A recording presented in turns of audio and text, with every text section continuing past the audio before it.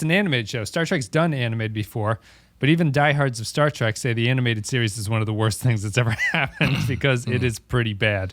So Star Trek's not really doing something new here in terms of what the franchise does, but it is doing something different. I don't know if you want to do we want to do like a brief thing about where the Star Trek stands as a franchise? Like I think that what they're trying to do obviously is flood the airwaves with Star Trek. Yeah. Right. I was just going to say they're throwing everything at the wall that they can just see what happens. I was when you were talking about at the opening, I was thinking, and I was like, man, it took them almost let's say 40 years to do 5 series, and we've had 3 brand new ones in the past 2 years.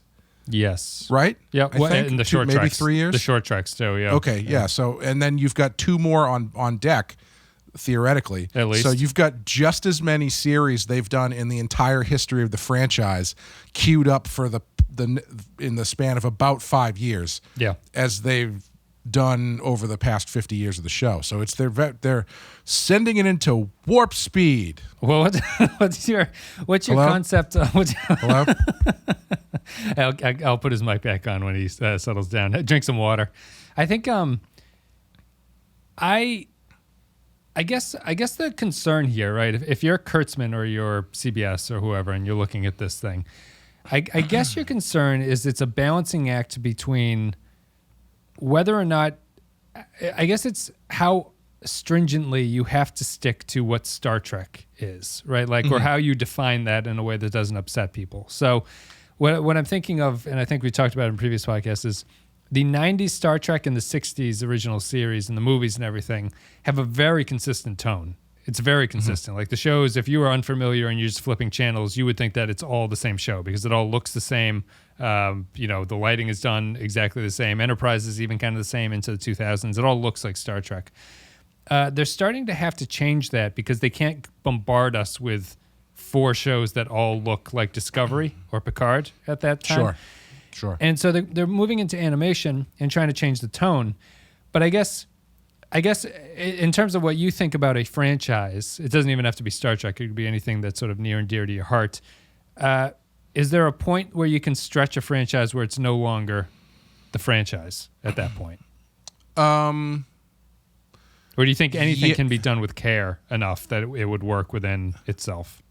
Yeah, well, I think we're in a fairly unique time as far as that stuff goes, because if you want to get on Star Trek for doing too much too fast, I would just look at, I mean, it's clear what they're doing is they're saying, okay, or CBS or whoever owns CBS, Paramount, I don't even know if Paramount is still a company, whoever owns Star Trek is saying, okay, Star Trek is our Star Wars.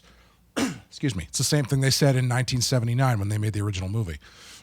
And they're looking at what these other big companies with these big franchises are doing. And it's not just, oh, we're putting out Star Wars movies. It never has been just that.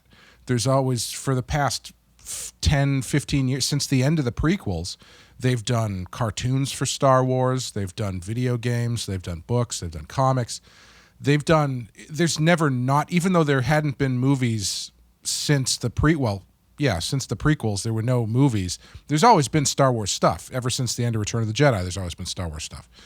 And with Disney, they're doing the same thing with Marvel. Sure, they're making the big movies, but they're also doing, they've got cartoons, Marvel cartoons, they've got video games. DC has the DC movie. The only thing they can't get right is the movies, but they're kind of getting there.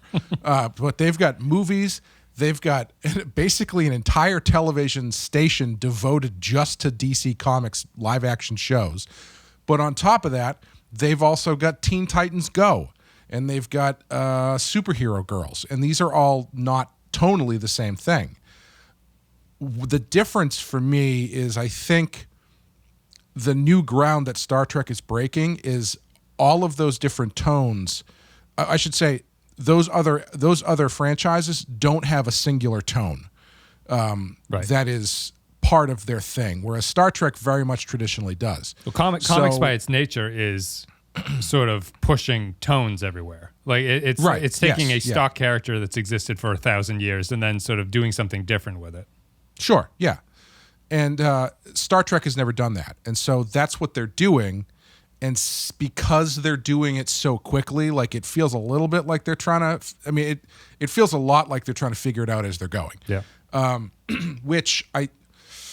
That's a little bit, if I had to say what my problem with the approach is, it feels like they're just throwing stuff at the wall to see what sticks instead of like really crafting a, for lack of a better term, vision. That sounds really pretentious, but like there's not like a one unified idea of how they're going to treat Star Trek. Right. So it just seems like, oh, well, we're going to do this. This didn't really work. But the people really like this one character. What if we give him his own show? Sure, why not? What the hell? Well, how do we get these other people back? I don't know. Dude, does anybody still have Patrick Stewart's phone number? Someone's going to have it.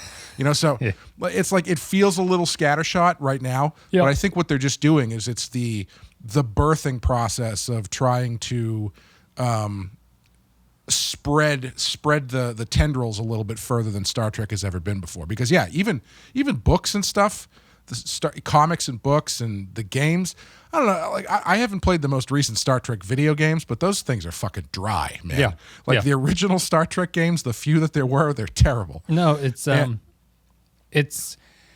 might be something unique about Star Trek where it's not really scalable like that in some ways. And this is like without. Well, I was just gonna say, I think it depends on whether or not you think that you can't apply different tone, because I think if you think the door is wide open, then I think you probably can scale it. It's just not going to look the same. It's not going to look what what one might consider as Star Trek. It might not look like that. Yeah. But yeah, I think if there's a specific, the more closed off your idea of what Star Trek can be is, obviously the less it's going to be scalable.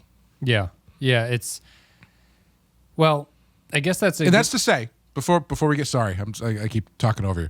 That is to say, when I say closed off, I don't necessarily mean that in a bad way, because the other thing about all those other properties that I mentioned, you don't have to like all of them.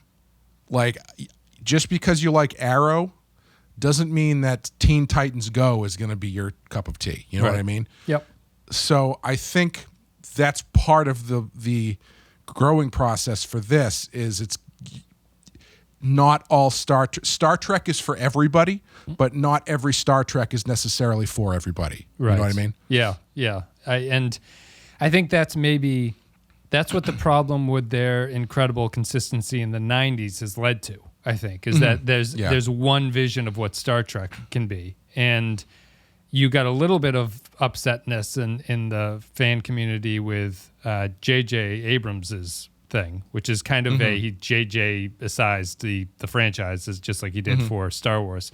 And Discovery and Picard are certainly that way. I think there's a difference between the quality of those things and their sort of the difference of the way that they look that I think is sometimes mashed together and not in an effective way, or like the fact that they did something different is not what makes them bad in a lot of sense if you think that they're bad. Right. But it's something that gives people who were raised on the 90s and 60s sense of what Star Trek is reason to dislike it, I think. Right. When it comes out.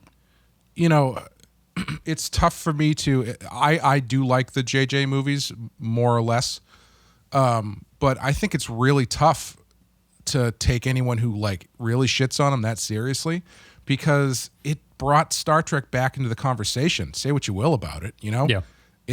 Star Trek was dead, man. That was a dead franchise, and they managed to revitalize it. It was a short burst. But since those movies started, it has been back in the conversation in some form ever since.